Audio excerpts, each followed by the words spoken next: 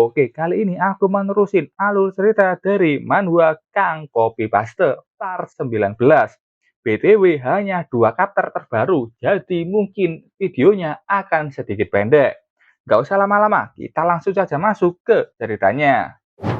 Sebelumnya, Yetian yang berada di Secret Lane bertemu tikus yang mempunyai talent pencari harta karun tingkat atas. Yetian melompat dari belakang tikus merah itu dan senang akhirnya mendapatkan pencuri dagingnya. Tapi tikus itu dengan cepat menghindar dan gerakannya ini sangat lincah, meliuk-liuk menghindari gerakan Yetian. Gerakan tikus sangat cepat dan melompat dari satu pohon ke pohon lain. Yetian kembali berdiri dan begitu bersemangat untuk menangkap tikus itu. Mau lari. Yetian menggunakan talent ruang teleportasi. Muncul portal merah di depan tikus itu, membuatnya kaget itu apaan. Yang keluar ternyata pengejarnya. Yetian dengan tawa senangnya berhasil menangkap tikus merah tersebut. Saat itu ada suara yang mengatakan, "Lepaskan aku, dasar manusia bodoh." Yetian yang mendengar suara itu sangat kaget, karena itu suara perempuan. Dan ternyata yang dia tangkap ini bukanlah tikus biasa. Menyebut Yetian orang aneh, dan apa yang Yetian lihat darinya. Dengan kejam, Yetian mengatakan kalau mau barbeque daging tikus, sambil mengarahkan pisaunya ke arah tikus merah itu. "Aku akan menjadi anak buahmu," kata tikus itu yang takut dijadikan daging bakar. Setelah itu, Yetian menggunakan skill Light of the Soul pada tikus itu. BTW aku ini nggak tahu skill apa ini, karena seingatku tidak pernah dijelasin dan tidak pernah diperlihatkan digunakan oleh Yetian. Tapi sepertinya ini adalah skill penjinak atau kontrak antara Master dan Buddha. Skill itu berhasil dilakukan Yetian, dan setelahnya Yetian akan memberikan tikus ini nama. Dia terinspirasi namanya karena warna tikus itu yang ungu. "Namamu Mu Xiaozi mulai sekarang." Mu Xiaozi menjawab, "Baik, Master." Purple Golden Red jenis Xiaozi mempunyai treasure hunting talent yang sangat berguna untuk Yetian. Kata Yueling, hal paling berharga di Secret Rim ini adalah Vital Energy Stone Vein yang diincar oleh keluarga Yun. Yetian tahu keluarga Yun sangatlah kuat, tapi karena sekarang dia mempunyai Xiaozi, Yetian mungkin bisa mencoba mengincar harta tersebut. Yetian bertanya ke Xiaozi, apakah dia tahu di mana letak Vital Energy Stone Vein di Secret Rim. Xiaozi bilang, tentu saja, aku mempunyai top treasure hunting talent, jadi aku bisa merasakan lokasi Vital Energy Stone Vein dengan jelas. Yetian begitu senang mendengarnya dan mengatakan bahwa aku ke sana sekarang juga. Xiaozi menuruti semua perkataan tuan barunya. Setelah itu, Xiaozi pun langsung naik ke pundak Yetian. Yetian di sini meminta maaf ke Yueling yang sebelumnya sudah mengatakan, "Jangan memprovokasi keluarga Yun kalau kau bertemu dengan mereka. Tapi sepertinya itu tidak mungkin. Aku akan mengambil daging dari mulut harimau." Yetian bersiap dengan bakat kecepatannya dan siap menuju ke lokasi harta paling berharga di tempat ini. Yetian mengambil ancang-ancang dan setelahnya pun dia mulai melompat ke arah di mana yang ditunjukkan Xiaozi. Beberapa lama setelahnya, kata Xiaozi, Vital Energy Stone Vein ada di dekat sini. Tapi dia mencium bau manusia. Sepertinya benda itu ada pada orang lain.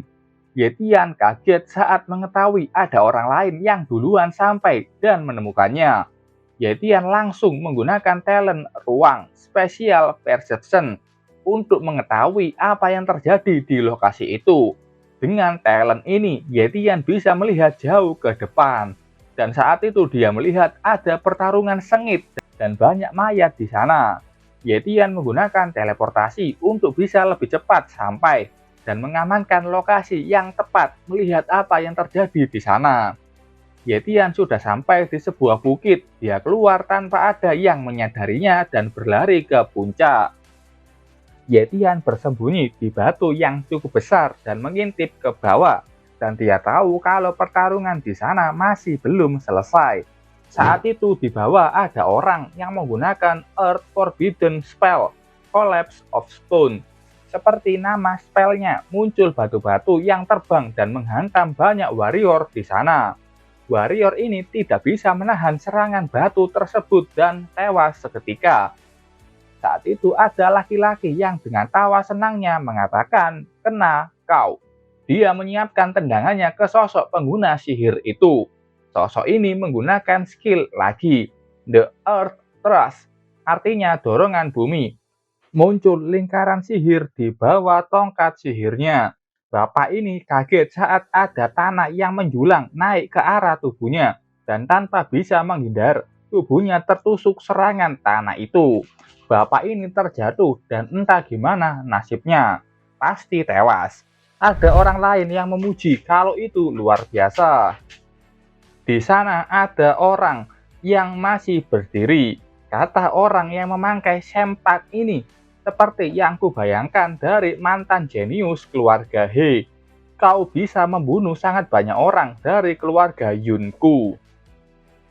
He Lianbi dengan bakat kultivasi top level. Dia juga mempunyai bakat insight talent tingkat menengah. Dia juga ada bakat kecepatan tapi tingkat dasar. Dan ada bakat bumi tingkat atas. Orang di depannya mengatakan, selanjutnya dia mengeluarkan senjatanya dan di depannya ada perempuan yang memakai baju minim. Aku akan bermain denganmu. Namanya Yun Feng. Bakat kultivasinya top level dan ada bakat pedang angin tingkat atas dan punya bakat kecepatan tingkat dasar. Dia dari keluarga Yun, satu ras sama King Yunhe. Yun Feng bilang kalau semua harta di sini itu milik keluarga Yun. Yun Feng sudah berlari maju menyerang He Lianbi. Kalau begitu, ayo kita lihat apa kau memang mempunyai kekuatan. Bukannya takut mendengar nama keluarga Yun, He Lianbi tidak gentar dan penasaran dengan Yun Feng. Dia menggunakan Earth Forbidden Spell, Vajra Jade. Muncul tanah-tanah bergelembung yang naik. Yun Feng mengeluarkan energi ungu di tubuhnya dan menggunakan Wind, Crack, and Tenacity Slash. Kebasan Yun Feng berhasil menghancurkan teknik milik He Lianbi. He Lianbi kaget. Yun Feng menghantam Wind Talent dengan senjata dan bahkan tekniknya dengan mudah terbelah. Yun Feng yang tidak berhenti menyiapkan kakinya untuk menyerang. Kaki itu pun sudah sampai di depan muka He Lianbi yang masih kaget. Dan tak usah berharap bisa menghindar, He Lianbi langsung terlempar saat terkena tendangan itu. He Lianbi menabrak batu, tapi dengan sigap dia langsung menggunakan skillnya, Collapse of Rock and Rain. Muncul lingkaran sihir besar yang berada tepat di wajah Yun Feng. Yun Feng melotot melihat lingkaran sihir itu, apalagi setelahnya muncul batu-batu yang mulai terbang ke arahnya. Yun Feng menepis semua batu itu dengan pedangnya. Dia bertanya, apakah hanya ini kemampuanmu? Sementara itu, Yun Feng sibuk. He Lianbi menggunakan spellnya sekali lagi. Kali ini dia menggunakan skill yang berbeda. Namanya Fall from the Sky. Dia mengarahkan tongkat sihirnya ke depan. Dan saat itu ada batu besar yang terjatuh dari langit. Seperti meteor kecil. Yun Feng yang melihat itu pun kaget karena ini adalah skill top earth. Yun Feng menggunakan bakat kecepatan untuk menghindari batu besar itu. Kali ini giliran He Lianbi yang kaget melihat gesitnya Yun Feng bisa menghindari serangannya. Yun Feng mengatakan, biar kau coba teknikku ini. Yun Feng menggunakan Wind Forbidden Spell, White Blade. Muncul sabetan angin yang dengan sangat cepat terbang dan mengenai tubuh He Lianbi. He Lianbi terjatuh tapi dia masih hidup. Yun Feng tahu kalau energi Stone Vein itu ada di gua di belakang yang dilindungi oleh He Lianbi. Helianbi berdiri dan mengatakan harta ini dia yang menemukannya. Setelah 10 tahun bekerja keras, dan aku tidak akan membiarkan siapapun merebutnya.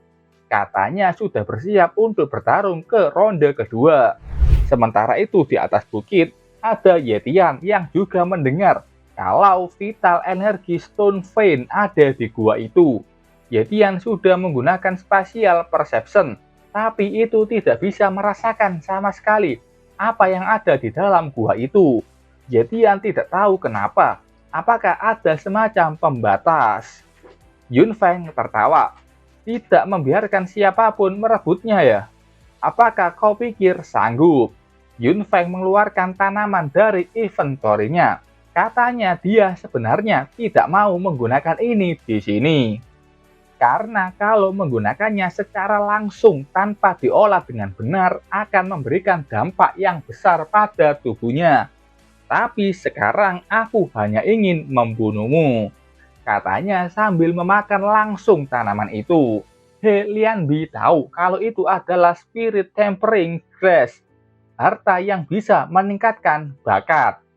Yetian kaget, dia tahu kalau mengkonsumsinya seperti itu, tubuhnya akan meledak dan akan mati. Apa orang itu sudah gila? Yun Feng yang sudah memakannya membuat urat-urat di tubuhnya muncul. Tekanan darahnya meningkat dan membuatnya merasakan kesakitan. Yun Feng pun berteriak kencang, entah kesakitan atau keenakan. Pokoknya setelah itu ada energi ungu yang meledak menuju ke langit. Energi itu begitu kuat membuat hembusan angin yang besar. Helianbi kaget melihat Yun Feng yang masih baik-baik saja dan sadar kalau bakat kultivasi Yun Feng sudah naik ke tingkat transcendent. Yun Feng tertawa dengan hasil yang dia dapatkan dari memakan tanaman itu. Oke, sampai sini dulu ceritanya. Itu tadi alur cerita dari dua chapter terbaru I Copy Talent. Maaf kalau singkat, emang begitulah adanya. Oke, sampai ketemu di video selanjutnya. Terima kasih sudah nonton video ini sampai selesai. Bye-bye.